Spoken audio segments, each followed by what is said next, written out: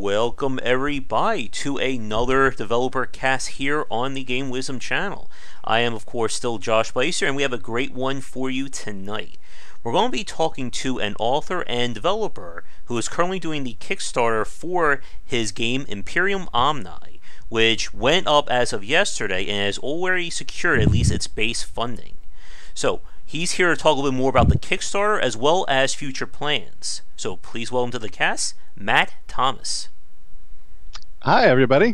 Nice to see everyone. Hey, Matt, it is great to have you on. How are you doing tonight?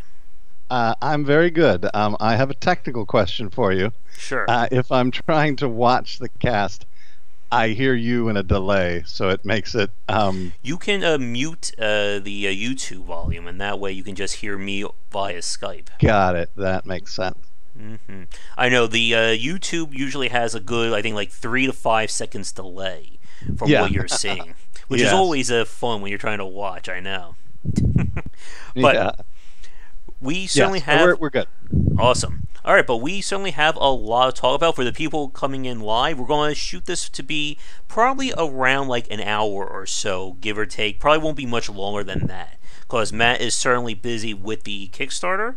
And we already did a cast with him about 2 weeks ago that went up, talking a lot about the development of the game, which for people watching this record right now, I will include a link to that in the description below. But like we said, Matt, you just started your Kickstarter for Imperium Omni as of yesterday, and it already hit its basic funding. So congratulations on that front for you. And thank you very much. Yes, that was fabulous. And in under 24 hours, we hit the target goal of 25,000. But from the very beginning of the campaign, we were always shooting for much more than that. Obviously, in video gaming, even 100,000 is really a very small number. And so we have a very unique way of doing this, which is how we could get the budget down this low to begin with. But even with that low budget, our stretch goals have always actually really been the key of the campaign. So our next goal is 35,000. We're about 6,500 away from that, and then the goal after that's 50,000, then 75, then 100. And there have been Kickstarter campaigns. Video games are the most successful Kickstarter campaigns ever, and the most successful Kickstarter campaign of all time was a video game that hit $4.6 million. And many of them, and I'm not saying hundreds, but many have hit over 1 million. So there's lots of room to go. And we'll be talking more about kind of what your plans are and the importance of the stretch goals later in this cast. Sure. But to begin with, like we said, I already spoke to Matt on a recorded cast a few weeks ago, but this is the first time we're talking live like this. For people watching us right now who didn't listen to that cast, could you kind of give like a brief primer about who you are and what is Imperium Omni?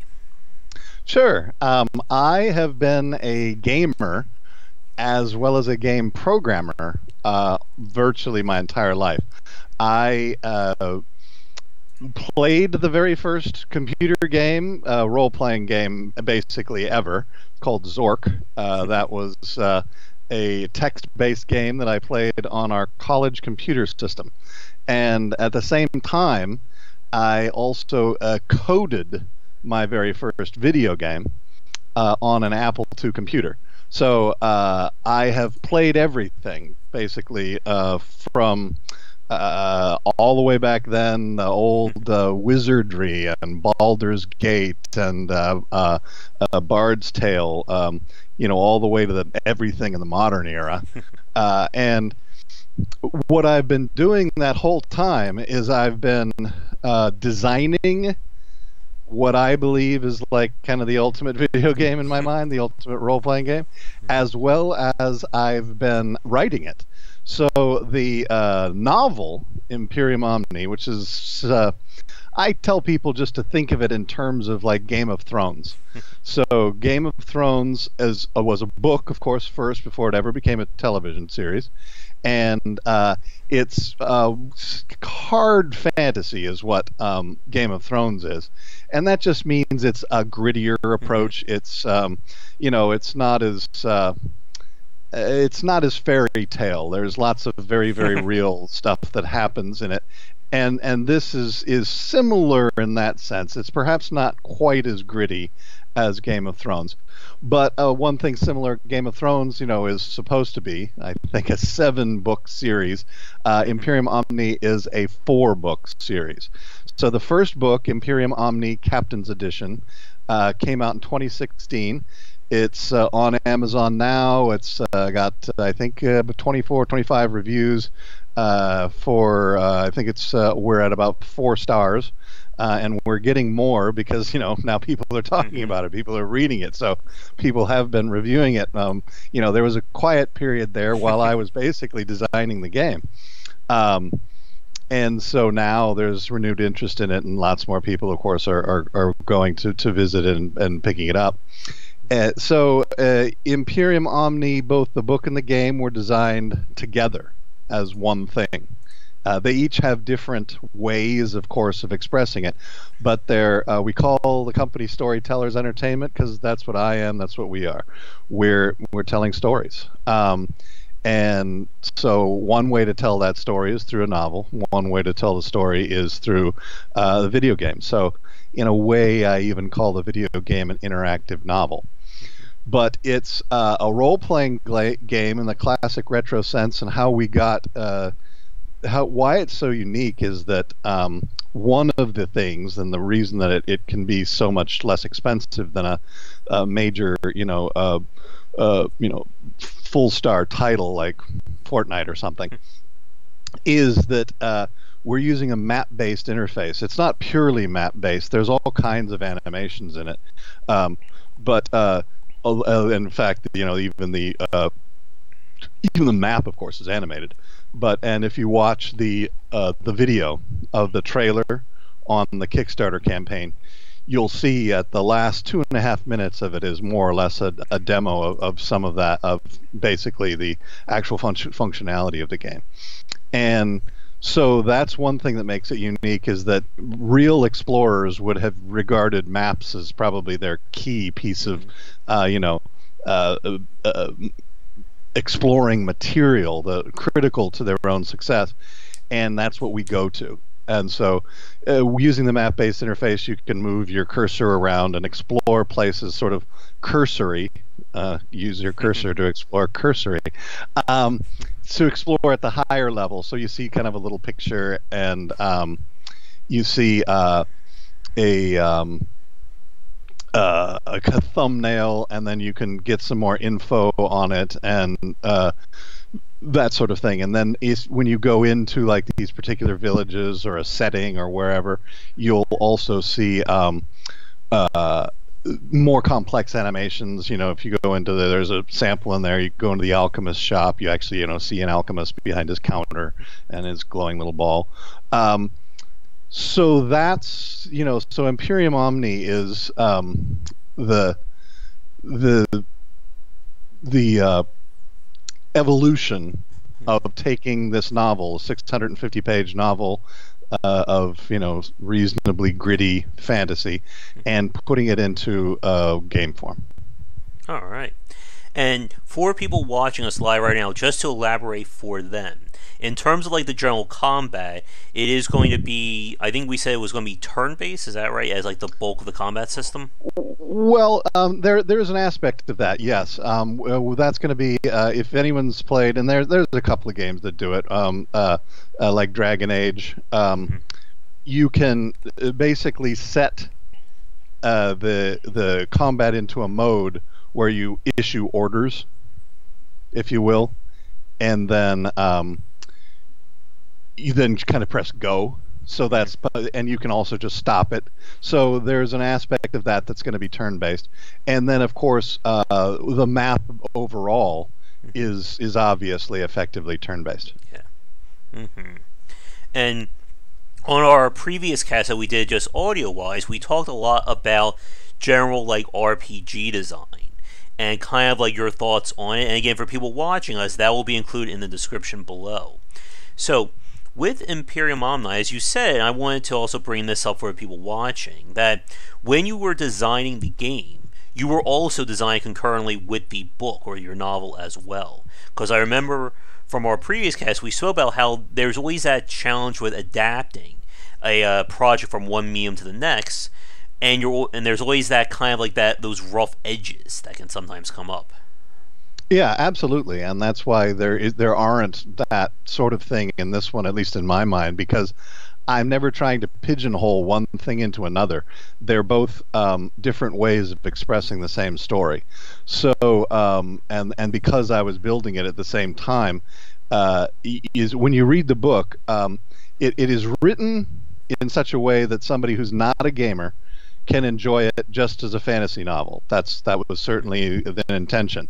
However, any gamer is going to get much more out of it because you physically see aspects of the game in the novel that you would never see, in Game of Thrones, for instance. If you read Game of Thrones, you won't ever run across stuff where you go, oh, I know that's a game terminology or that's a game aspect. And so the limited adaptations that you've had of something like Game of Thrones into a actual video game, are quite often very, very different from the book. Mm-hmm. In this case, it's built right into it. There are even, for real hardcore gamers that want to get some heads up, there are these omega symbols. There are not a tons of them. There's probably 40 or so throughout the book. Just a little upside down horseshoe. And what that means is in the back of the book, in an appendix specifically for gamers, there is a corresponding game note. Mm-hmm. A regular person can just ignore those. Mm-hmm. And also for people watching, I also just want to clarify as well that the game is being designed for a PC interface, but it will also be ported for mobile devices as well. That's correct. And yes, let me answer the question: is it true you could take 30 years before you become emperor? Yes, because one of the other unique aspects of this game that is not true of any game that I know of is that this is much like, say, Lord of the Rings, or for that matter, Game of Thrones. It's actually really just one story. It's one story that just happens to take an enormously long time to tell. So in Lord of the Rings, literally the first book, even though it was divided into 3 books, the real beginning, middle, and end, the beginning started in book 1, and you didn't get the end until book 3. Game of Thrones is going to be the same way. It's not actually going to end until book 7. And so in this one, we have 4 games. Captain's Edition, General's Edition, King and Queen's Edition, and Emperor and Empress Edition. And what each of those names means is that's the rank the lead player, in this case, in the book, it's the lead hero character or the player, attains at the end of each of these games. So you're not done a particular game until you hit that rank. Once you hit that rank, effectively the game, it doesn't just end. It's just okay, you stop. Like stop, you're done. No, it's not like that. But that's the goal. So at the end of Captain's Edition, you are promoted to the captain. And then obviously in the General's Edition book, you begin the General's Edition book as a captain. But you progress there until the end of the book, you're promoted to general. And so that's why when the person asked about, does it really take 30 years? Yeah, it does take 30 years to become an emperor. From you start as, technically speaking, when you go into adventurers or explorers, the Hawksmoor Explorers Academy, you're a corporal. And that's a long way from emperor. It takes, each book is going to be 600 to however many pages long. Right now, the second one is already 250 pages, and it seems like it's a ways off. So it could be more like 800 to 1,000. But yes, so that's why it takes so long, because you as a and why I said this is different than any other game is that unlike every other game that has, Dragon Age 1, Dragon Age 2, Dragon Age 3, or whatever, any type thing like that, while the next game is set in the same world and may even have some of the mythology or whatever that ports over, and sometimes in Dragon Age they even, technically, theoretically had some of your actions from one game port into a next game. None of them are truly, each one's really a standalone that you could just play standalone. And Imperium Omni isn't. Imperium Omni, genuinely, you take the same character who starts as a corporal, and that same character with the same people that they know, with the same people that they grow with the same items and the same powers, they keep going for the next 30 years of game time until at last you are powerful enough to become emperor. And as I state also in the trailer for the Kickstarter, the empress is not going to give up her seat, and she is physically the most powerful being in that entire world, as well as politically the most powerful. So, of course, actually supplanting her is not going to be easy, and not everyone's going to do it. You can still gain effectively, I forget even what I call it, but the emperor's rank, and be an emperor unseated. Nice. So, but to actually really, quote unquote, truly win, you got to get the big ticket item, and you've got to actually physically have the empress step down, or you have to take her out. And there are multiple ways of getting rid of her, if you will. It is not just combat by any means. In fact, combat is the least likely one that you would have the opportunity to win. But so yeah, there's multiple paths to actually getting that. Yeah. And also, I also want to clarify again that, as you said, with the 4 different games, that with that carryover, it is you, like you said, like if somebody wants to play, like let's say at the 3rd book or the 3rd game, it's not like you're forced to play all 4 games. No, you're not. You're not. I'm going to answer Mike real quick. It's my role in the project. I am both the author of the book as well as the lead game designer. I am both of those things. I have been my whole life. As I said, that's how and why the game and the book are so intermarried, because I am an author. I wrote my first novel when I was age 12. But I'm also a game programmer and game designer. I coded my first game when I was 16. So that's why both of them together, that's my role.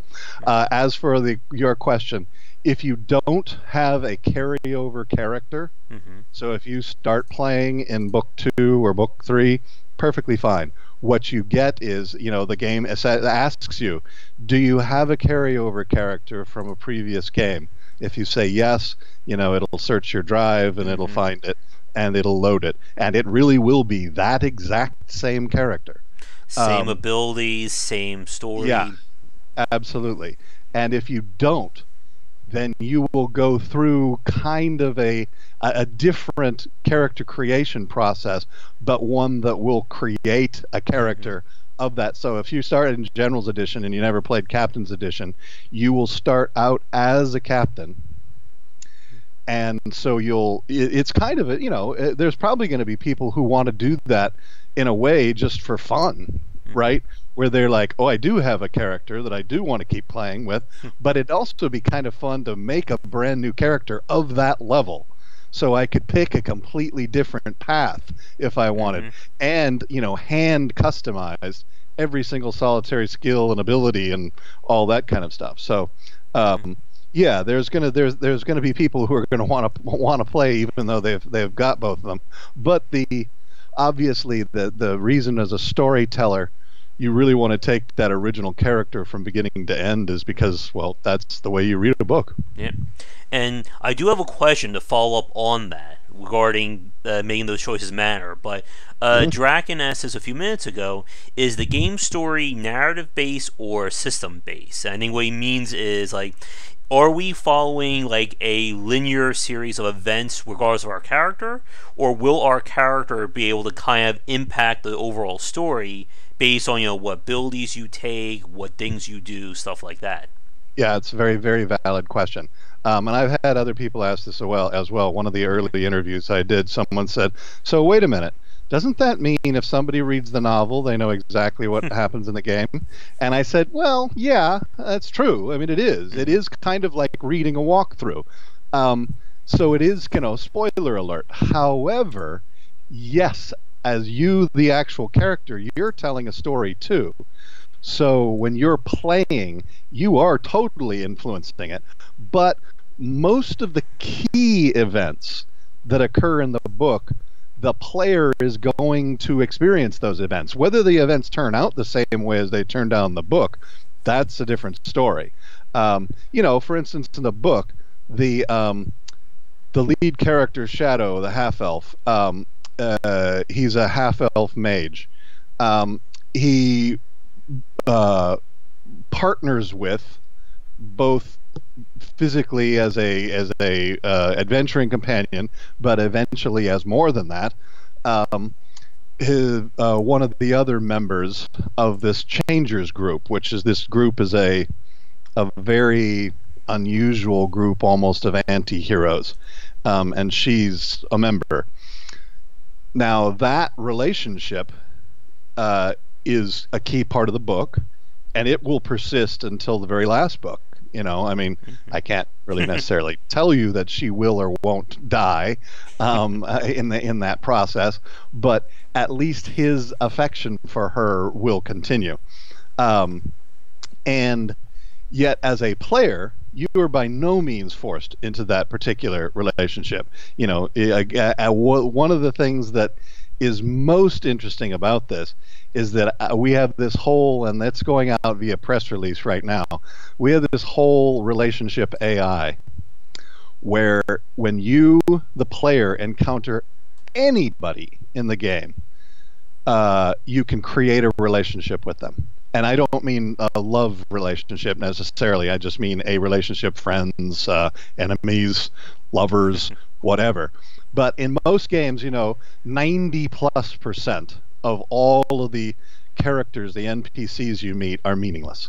They don't do anything.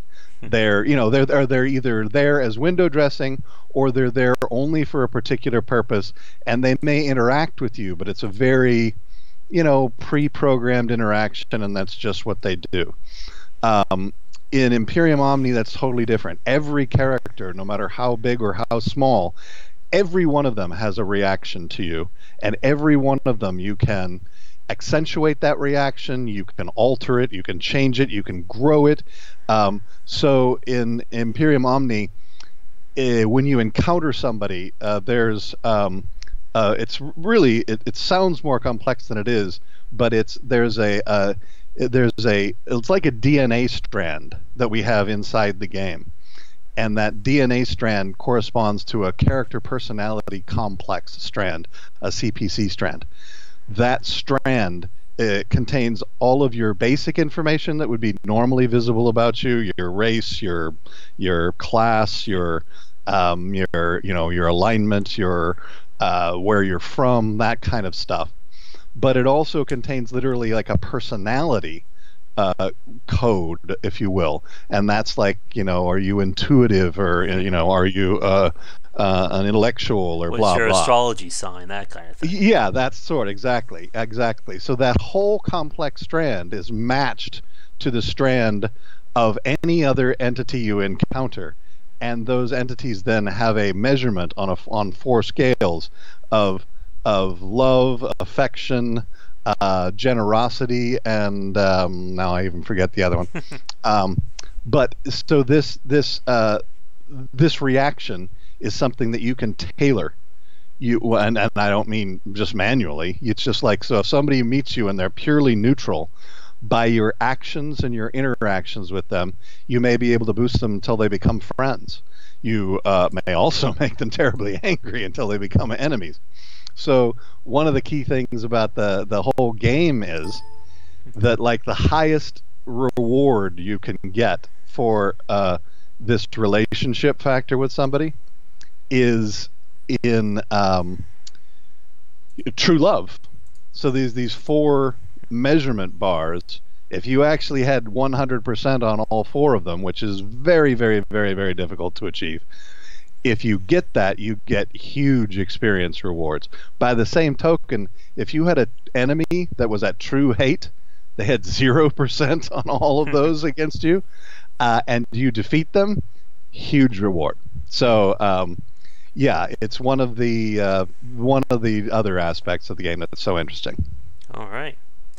And keeping with this idea of the choices and how you build your character and such, one thing that I wanted to ask you about is kind of like, again, like keeping track of all these different permutations. When we last spoke, we talked a lot about this in terms of choices in video games. Like, to give you an example, like last week there was this whole hubbub regarding like Ubisoft with Assassin's Creed Odyssey, and how they kind of like overrid people's choices in play or in favor of the narrative. And we can even go as far back as Mass Effect, the original trilogy, and again, that kind of trying to sandwich or condense 3 games worth of choices into 3 little endings. And I want to get your thoughts on this, man, in terms of, like, how are you approaching, I guess, keeping track and making sure that the player feels like, you know, their choices are mattering from game 1 to game 4? Well, that really comes down to you, in a way, and this makes it one of the most difficult strategy games that's sort of ever been conceived of. If you could imagine playing, let's even say, 100 games of chess, but something you did in the very first game could actually impact you in the very last game. You can see how, you know, already chess is very complicated, and so it's not that people won't be able to recover from mistakes, but and I don't even necessarily mean mistakes, but like, let's say you chose to be evil in this game. You're going to have to cultivate a whole different set of people who will want to support you. There are those people out there. They exist. There's one of the other interesting aspects of the game is, and we discussed this in that first podcast, is that there are, and I will use this trademarked term only loosely, like a Jedi. There are very, very high masters in the world, and they're found in very strange places.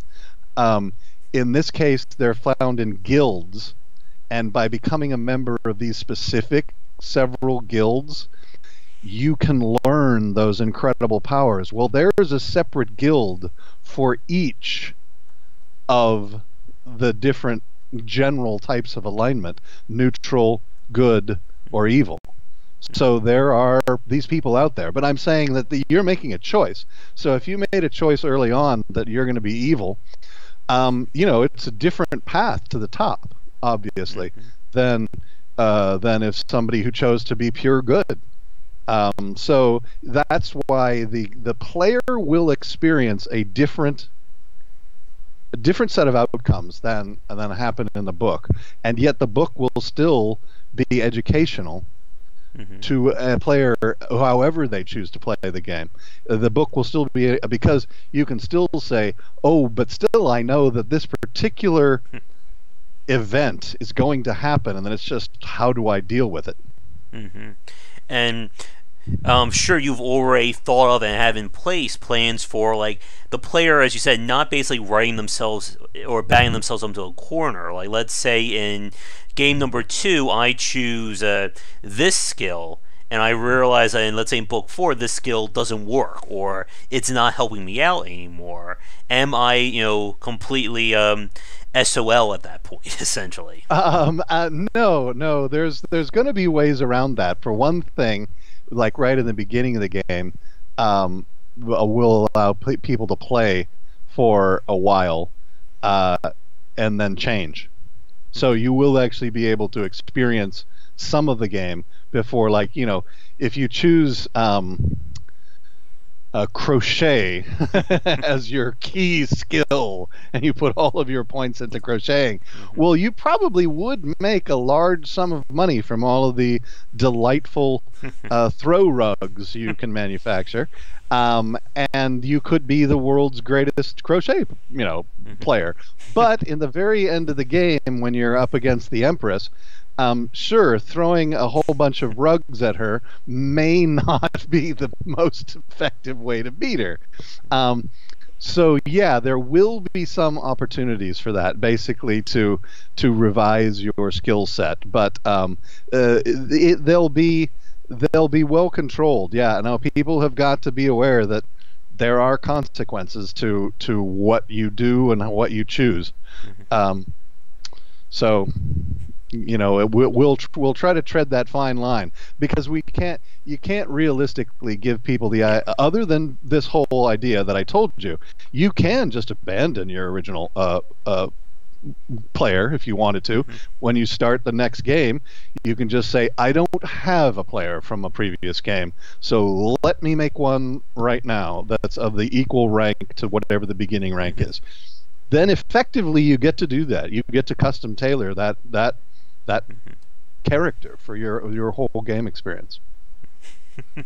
Trying to spend half the game as a baker. Yeah, actually you really can, because and now here's one of the things that, although I don't think I had intended to make it go as narrow a field as baker, but oddly enough, the chef, and then this has been explored somewhat in other games, but the skill to you'll read it in the first book. In the first book, both Shadow and Farah have put a fair amount of their skill points into the Scout class, and the Scout class, and it's not a class; it's a subset of skills. A scout is an expert in field management, so they're experts in camping. They're experts in everything related to forestry, ranger type skills, etc. But also secondarily, they're typically extraordinarily good cooks.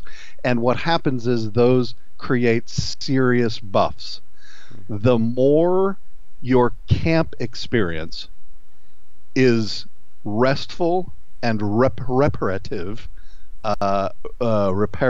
whichever one of those is correct, on you, the greater the buffs you have. So that next morning, you have the choice of waking up, feeling like you could run 100 miles, or waking up feeling like you have a really bad hangover.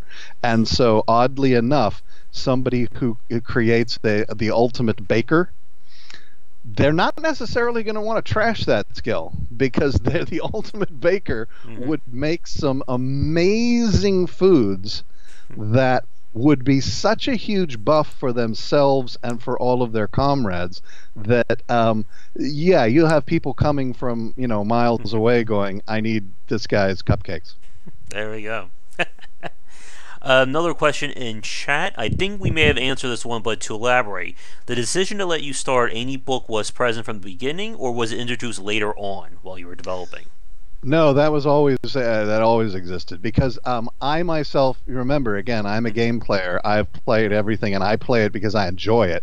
I do, admittedly, oddly enough, and this is kind of cool, and it's true basically of anybody in the game industry, I get a deduct buying games, and like my cool super graphics card and everything, I get to deduct those from my taxes. So that's because it is both fun, but it's also work. So as a player of games, if I was told that, if I didn't even hear about the game for whatever reason until the time that the Emperor's Edition was released, and this the Captain's Edition is now 4.5, 5 years old, and was told, oh no, sorry, you can't play the Emperor's Edition. You can't. Sorry, you got to go back and start there and grow your character all the way to the end. I would just be pissed, and I would never play the game. I would just be like, I'm not going to play your damn game.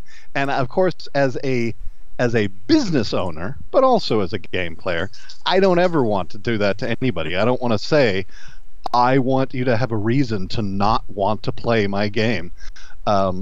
So yes, that was present from day one. Is that if you don't happen to have a captain character, why shouldn't you be able to? It's the same thing about what if someone just started reading the Lord of the Rings, starting on book 2.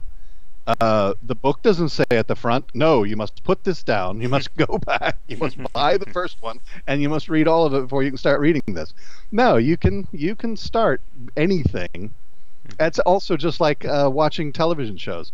How often has there been some time where somebody else has been, bugging you about, oh, this is the greatest TV series in the history of time, and by the time you're like, okay, I'll finally start to watch it, they're 5 seasons into it, and you're like, I don't want to go back to the season 1.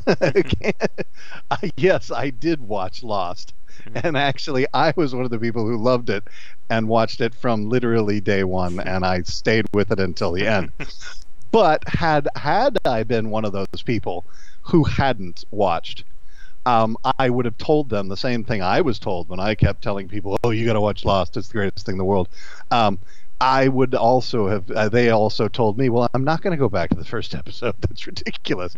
And then, yeah, so I was like, "Okay, well, it's harder to get into," but that one, was a very specific example of one that made it very difficult to get into it if you weren't into it from the beginning, because there was so much backstory.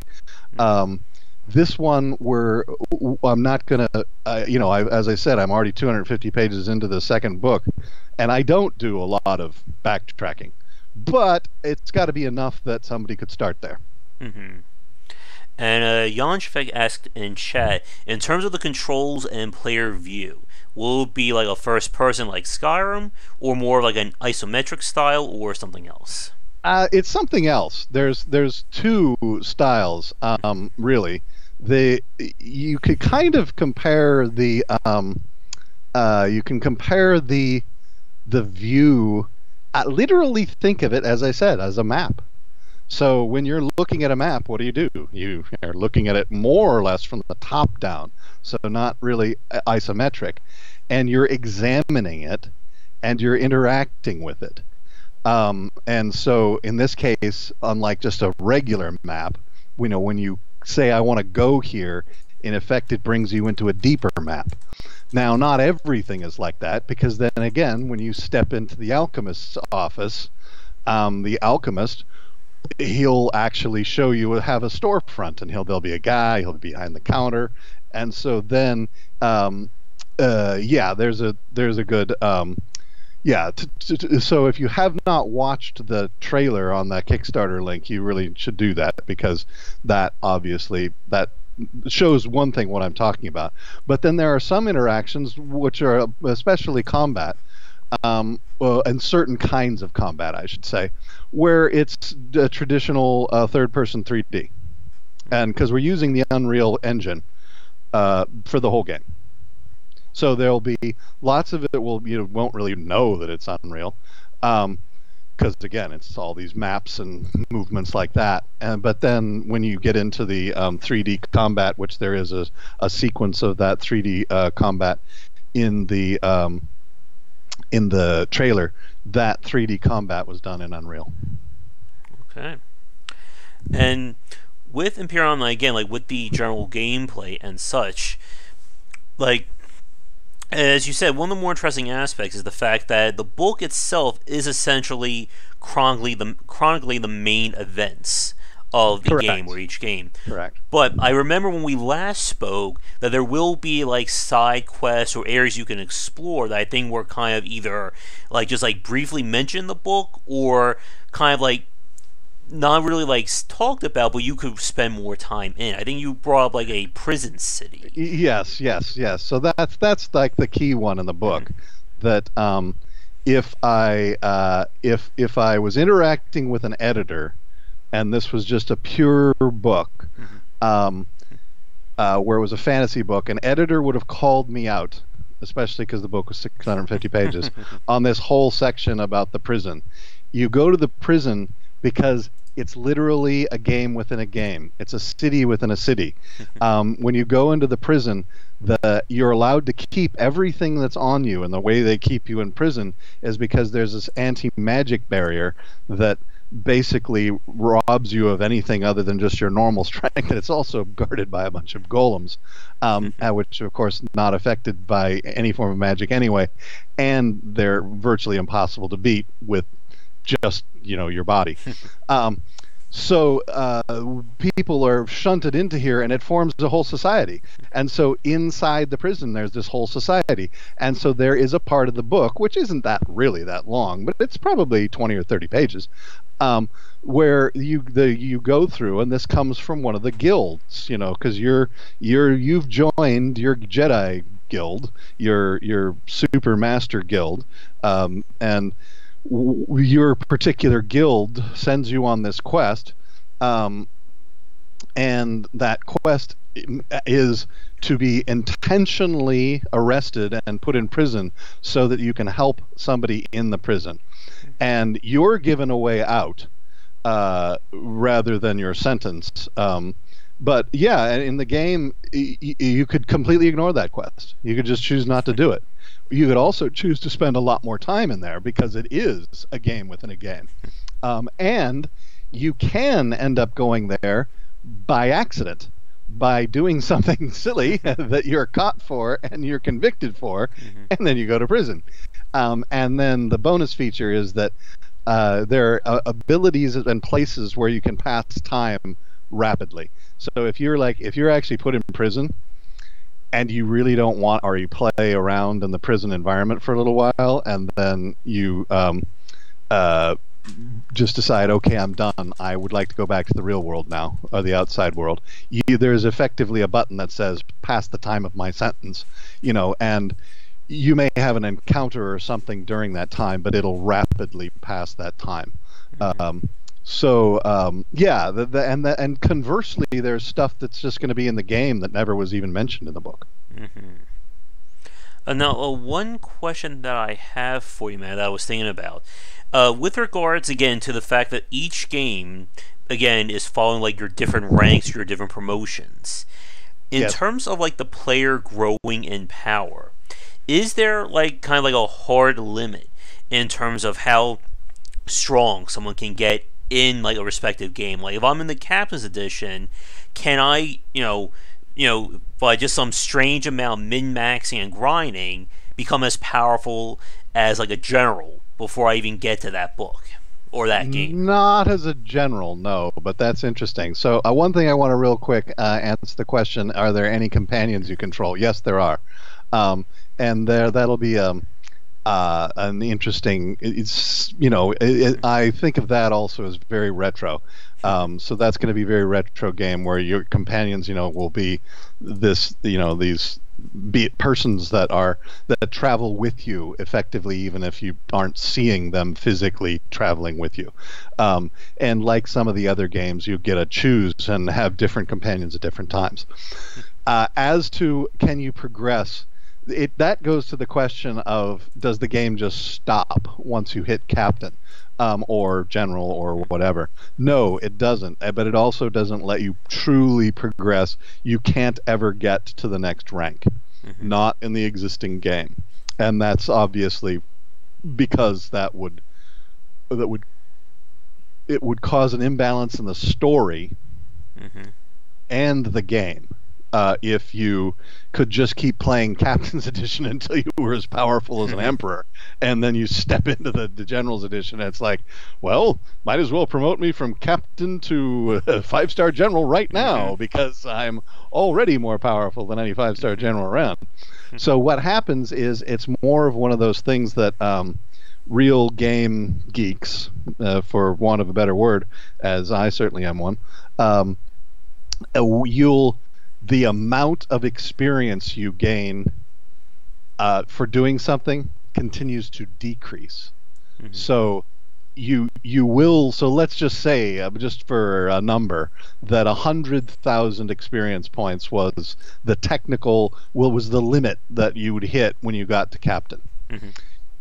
And then let's say that 150,000 experience points was the limit to hit major. You could technically earn like almost all of those 50,000 points, but what's going to happen is you're going to start accruing each one slower. So like the same zombie you were fighting that gave you 10 experience points earlier is now going to give you 5, and then 3, and then 2, and then 1.1, and then 0.99, and then 0.86. So you can keep growing, and you can, and that's why I said it's more for game geeks. For one thing, it lets you continue to just enjoy the world, which I've done before. I've continued to play games after you've quote-unquote finished them, if they let you, sometimes just because I like being there. And that will give you that ability. And then, again, you can keep improving. It's just improvements by slight steps. So that if you just go on a pure question of when you start the next game, you can have pure bragging rights. Oh, yeah? You started as a captain with 110,000 experience points? Well, I started with 139,216.01634. All right. And I think Oscar asked a question there. Is there any bonus for doing the books in order? Yes, there is. That's also sort of unavoidable in a way. There's two kinds of bonuses. There's an inherent bonus that's just going to be the nature of gameplay, and then there's going to literally be an actual bonus. So yes, it's true that somebody who starts out as a captain, fresh in the General's Edition, meaning they've never played before, they're not going to have as good, quote unquote, a character as the person who carried over from the first book. All right. Let me see. In terms of a quick time check, we're about 50 minutes in. I know we want to try and keep this to about an hour. I've still got a little more time if you want. Yeah, I do want to talk a little bit more about the Kickstarter as well as your stretch goal plans. For people watching us now, if you have any more questions for Matt, feel free to leave them down below. I guess with regards to the gameplay or the general structure, anything else that you'd like to touch on that we didn't elaborate on yet? No, I think that pretty well covers it. Okay. That's kind of joined the Inquisition. Well, I mean, I'm thinking about the because listed in the Kickstarter campaign, there are my 4 unique aspects, and I think we've gone through those because basically that's the map-based interface, the character relationship AI, the fact that you continue the games from first to the last, and also that the end goal, which is very unusual, is to actually become the Emperor or Empress. So those are really the key unique facts. There are a whole boatload of other unique facts. Here's just a fun one for people who are gamers, and they'll know basically what I mean. In virtually every game, eventually money becomes irrelevant. Because you have so much of it, and there's just nothing left that you can really buy that means anything. So you're really just striving for rare equipment that you have to find, or find items to somehow craft them, etc. In this game, there's never such a thing as too much money. It is physically impossible to have too much money, because remember, you're eventually trying to become the Emperor or Empress of the world. So in another game, if you were to have 1 billion gold pieces, that would seem preposterous and that you could never spend those. In this game, if you have 1 billion, you might be short at the end. But that just means that at any time in the entire cycle of the game, there is no point at which you wouldn't want as much money as you possibly could, because there's always something to buy, there's always something to make you better, and there are always things that cost a great deal of money.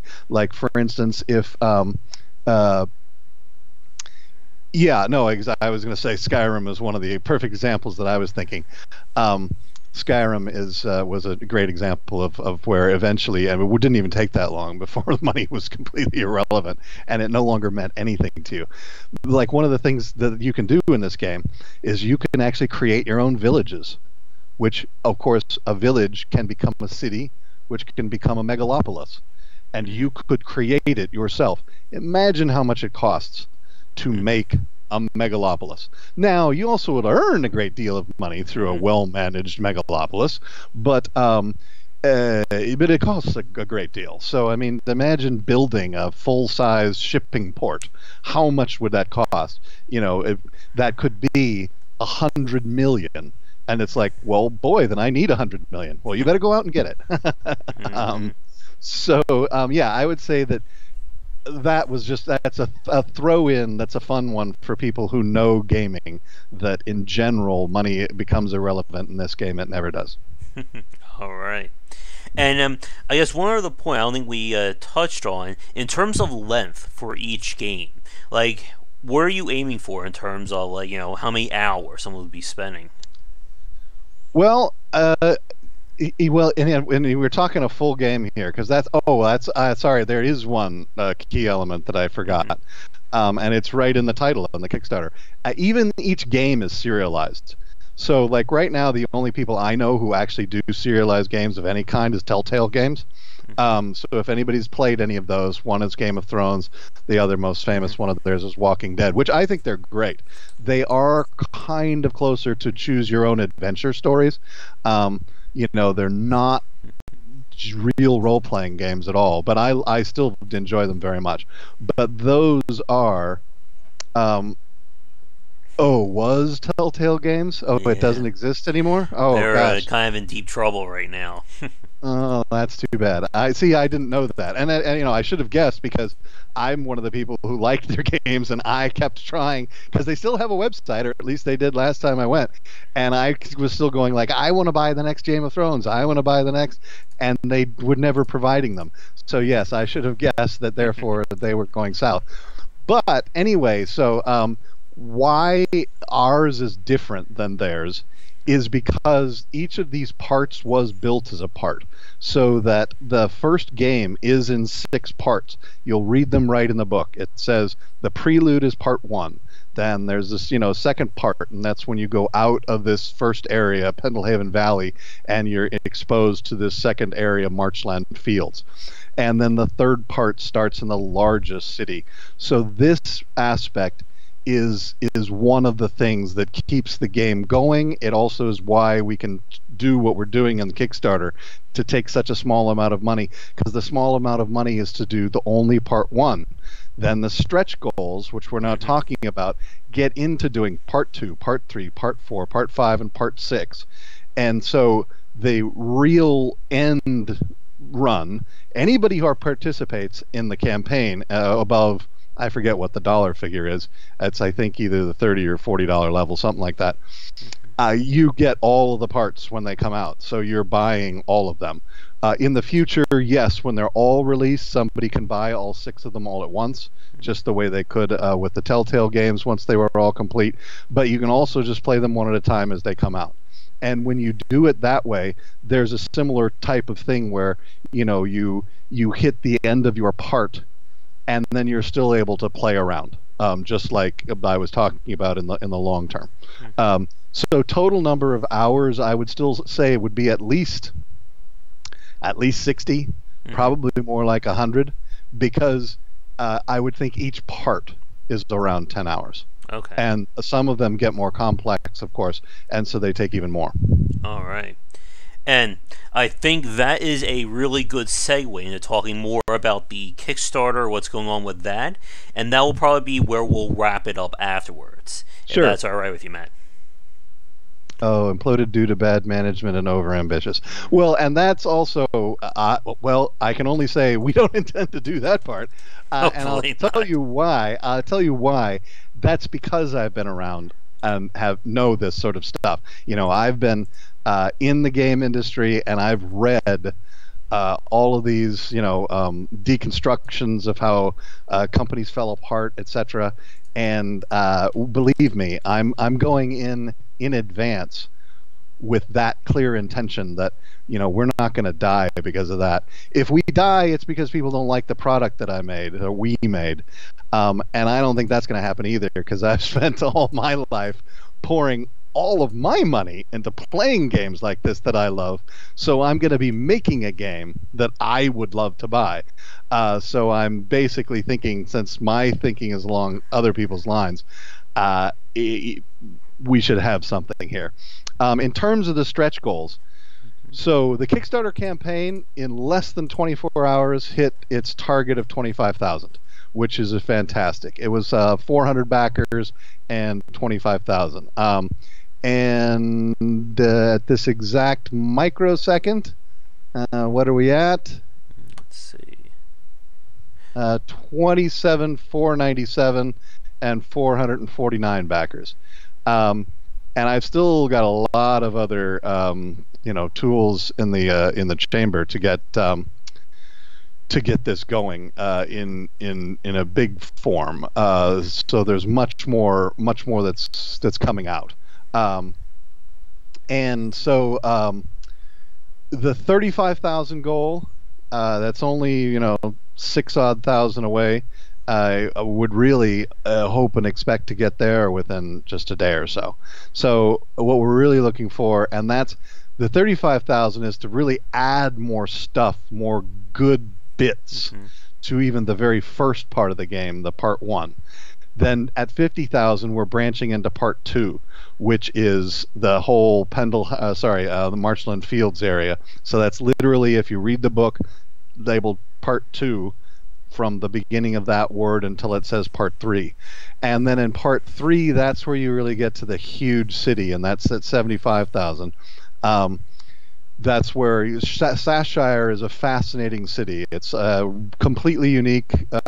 It's built inside the hollow of a dead volcano, so it's shaped like a bowl. So that's one really cool thing.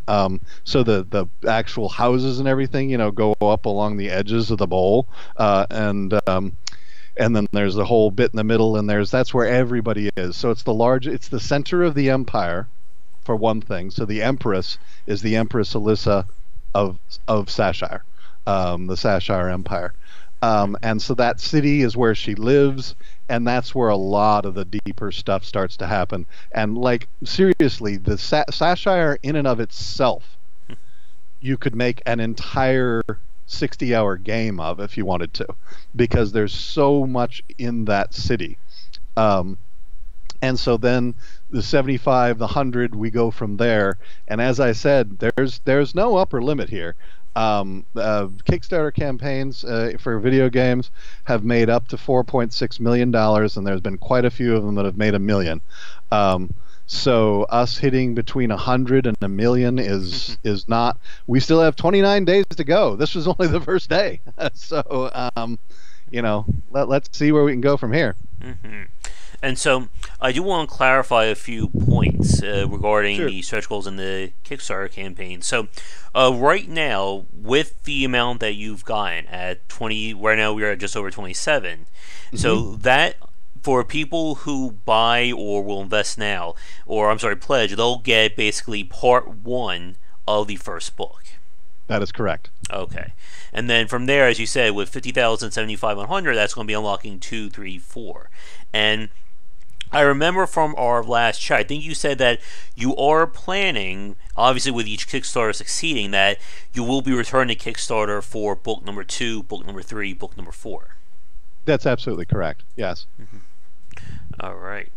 And I guess here's a question for you. Again, I don't want to be too pessimistic, but if things don't work, like let's say you only get $50,000 for this campaign, does that mean, what would happen to parts 3 through 6 for, this first game? For the first game? Well, the idea, and one of the whole general notions of a serialized game is that you're also going to be able to generate revenue from the existing games.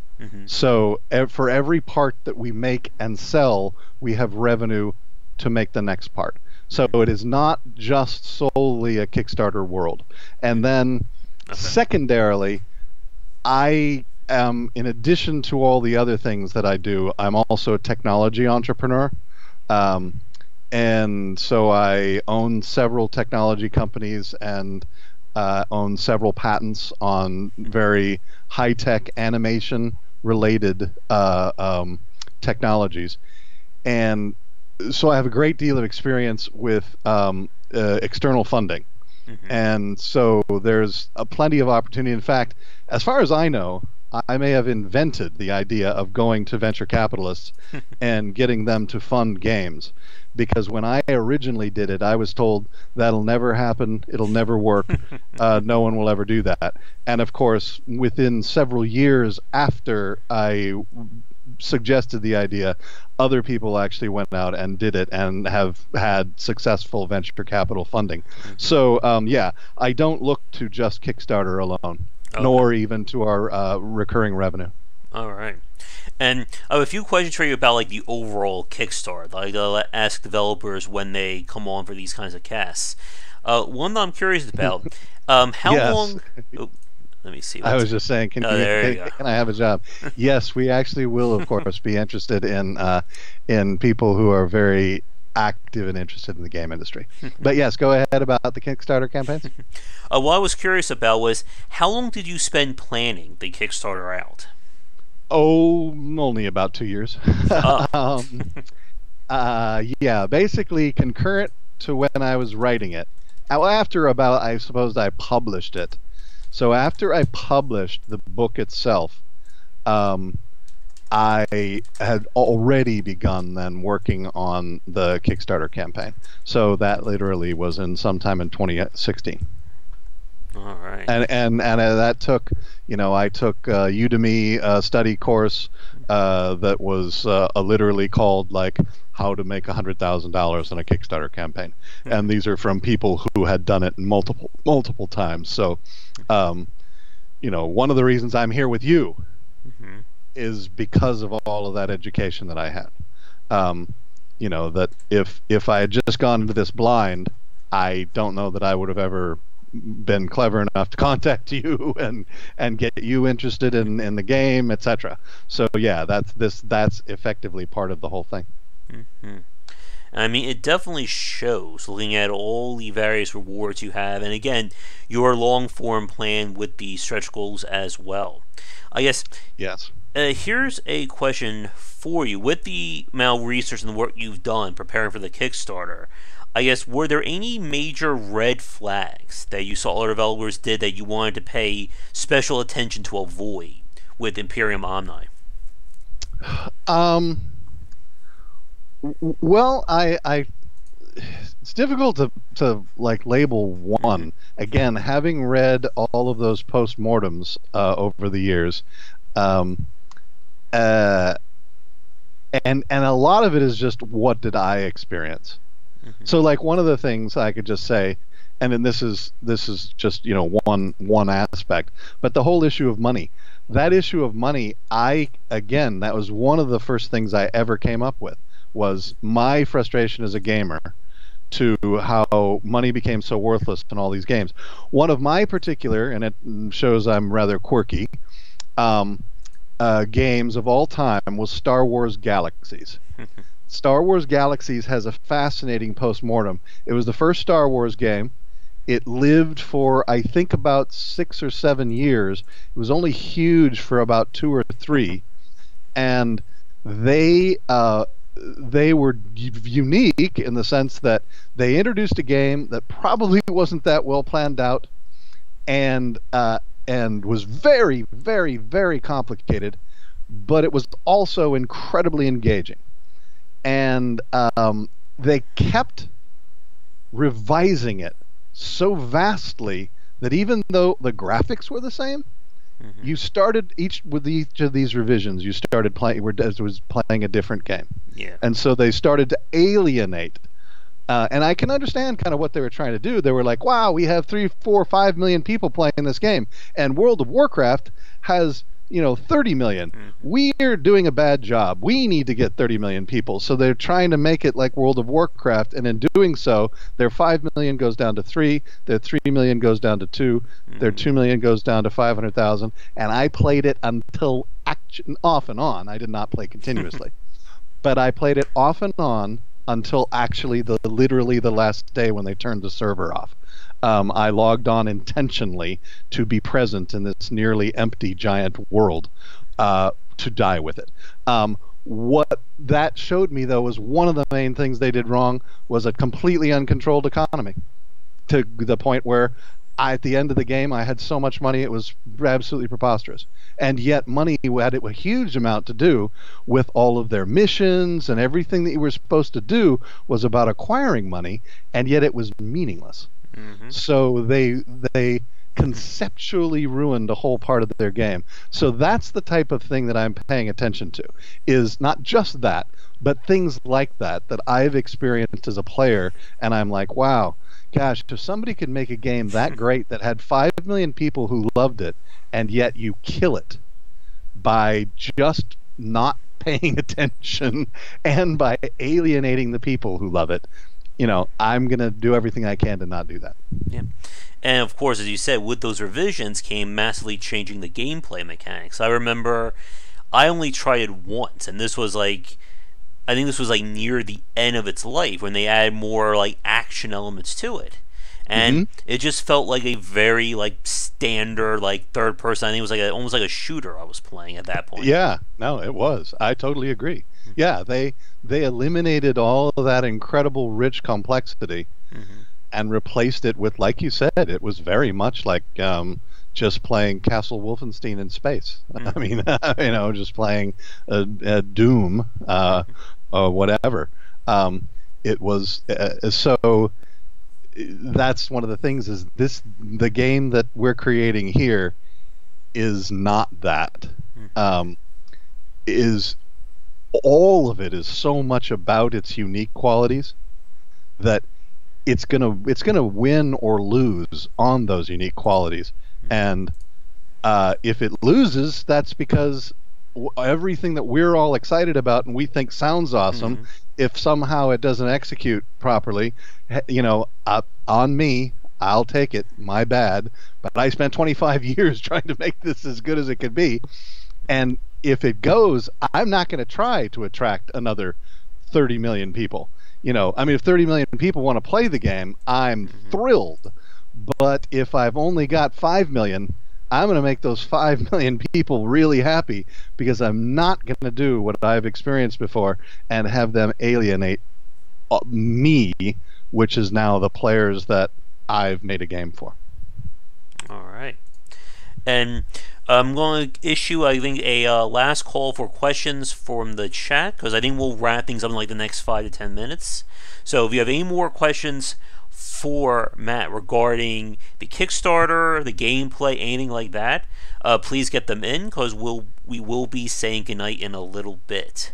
So I guess another question, obviously one I'm sure everybody's wondering, with the Kickstarter now succeeding and with plan to go forward with the first part, what kind of timeline are you looking at for getting that release?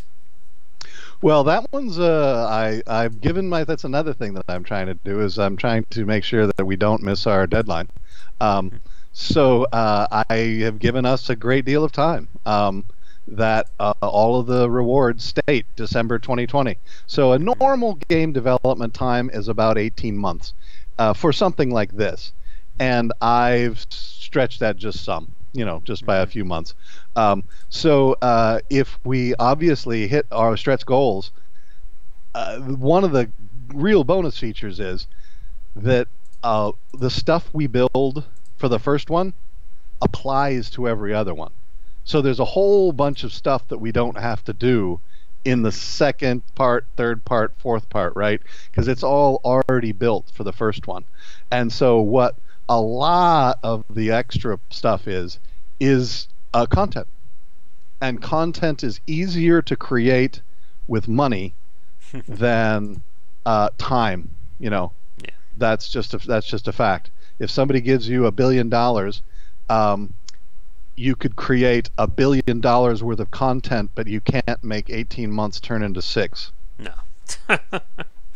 And yeah, and that's a really good point there, Matt, because we've seen Kickstarters and developers overpromise on their stretch goals and still say, "Oh, we're still going to do it in 6 months," but we have now 30 different more stretch goals on top of that original promise.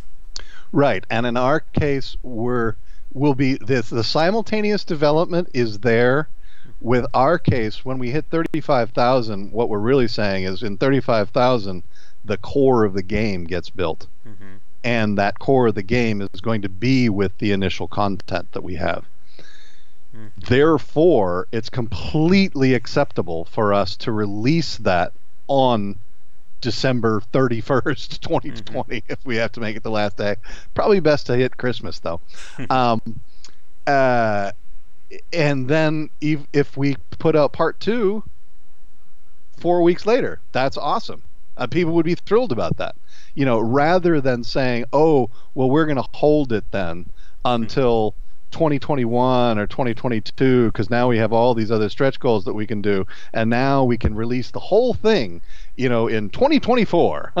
No, It's just, to me, that doesn't make sense. It makes more sense to go ahead and build the core, and then if because we've hit all of our stretch goals, we can put out all of the other pieces very rapidly. That's great. Yeah.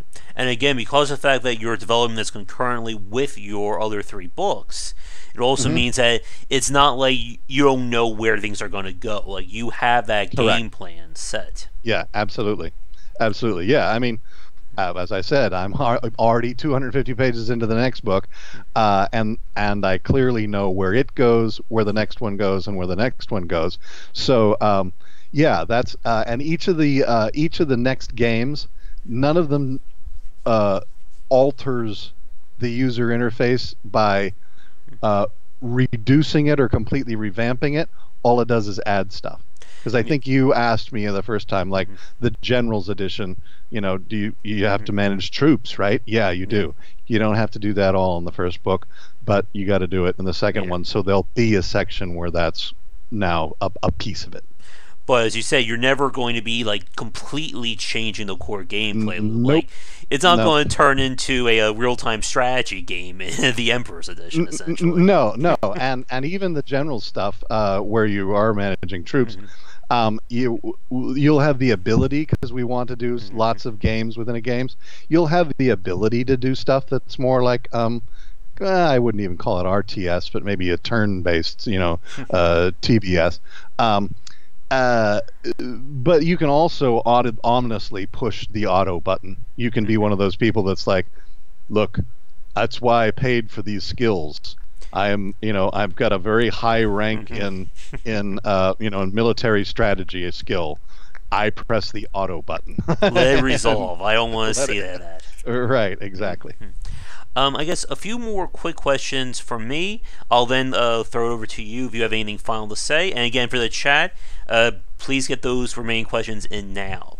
So I'm looking at the Kickstarter page at the world map. So from what you're playing, then that world map is going to be like consistent from all 4 games. You said it's just essentially going to be more content that's going to take place within this world. That is correct. I mean, you see the size of the world. The size of the world is it's theoretically actually larger than the planet Earth. But yeah, because there's tons of stuff on those maps that is not in the first book, certainly. I mean, the first book is, even if you talk about just sheer general locale, the first book is limited to the top 25% of the West plus the Pirate Isles, and that's it. So you can clearly see that not only is there the whole west of the West, but there's this whole nasty East that is just the East is for much later games, because as a character you literally can't survive in the East unless you're a big ass kick butt character. So yeah, that's a lot of it is exploring the whole rest of the world. All right, and few questions in chat. Yes, I see. What sales platform? Um, we're going to distribute it both new style and old style. Steam or GOG or both. But also, we're going to go ahead with some, old school. You can get the thing in an actual box and on a DVD, and in all ways that I can imagine at this point, anyway, it won't be DRM'd. That's at least the plan. So, it'll be both for all the people who are cool with modern pure electronics, downloads that are DRM controlled, and also old school folks. Because after all, if you're going to have a retro game, might as well have a retro way of playing it. And from the Kickstarter rewards, lots and lots of physical goodies if people pledge at that level. Yes, yes, sure. There have been some people. I mean, I've already seen them. There have been a couple of people who actually pledged some really high pledges because, yes, it has the most in-game, especially exclusive in-game content of any game I've ever seen. Period. And I did that intentionally because nobody will have what you have. Anybody who participates in the Kickstarter, there's no way to get that otherwise, because even if we end up, which there is a possibility of there being some sort of peer-to-peer or MMOR version of this, you can't sell those things. They can't be sold. They can't be transferred. And there have been other games that have that, where once you install this, our article on yourself, you've equipped it, it's locked. So it becomes useless to anybody else anyway. So all of these Kickstarter exclusive items are like that. And again, plus there's just more of them than are available anywhere else. Oh, right. I'm scanning the Kickstarter page really fast to see if anything else pops out at me. I was a Zaxxon guy, but that's totally different than Zork. And yes, I did love Zork very much. And I played it when Infocom bought it ages ago and put it out as an actual, you can buy it. And I have the hope and idea someday, when I'm massively successful, of going ahead and buying all the Infocom properties and effectively somehow re-releasing them. Not corrupting them, but possibly doing something like what I'm doing with this, which is make them slightly more visual, but not try to, because somebody did try to make a Zork that was just a 3D, it was just Doom named Zork. But no, I mean, anyway, yes, I love those games. All right. Well, I think I am about out of questions for right now, Matt. So before we go, I guess, into our end of, I guess, podcast speech, then, any aspects of the Kickstarter that we didn't touch on that you'd like to bring up? I don't think so. I mean, the rewards kind of tell the story, and obviously I'll get to updating everybody. I've got to send out my posts that tell all our users, hey, thanks everybody. We've hit target number 1. Target number 2 is right around the corner, and let's get to target number 3. All right. Well, I think that is going to do it for 10-9. And again, there is always time in the future to have you back on, Matt, as we get further in development and to see how the game comes out. Let's see, anything else popping up in chat? So we can turn people to food. Okay, good. But I do want to say again, it's always great to talk to a developer who has done their homework when it comes to this kind of stuff. Because again, as you probably have seen, as I'm sure everybody watching as well, you can always, talk a big game when it comes to Kickstarter plans, video game plans. But if you don't have that foundation to begin with, and you're just kind of chasing your tail while you're trying to develop the game, it can easily, go astray for a lot of people.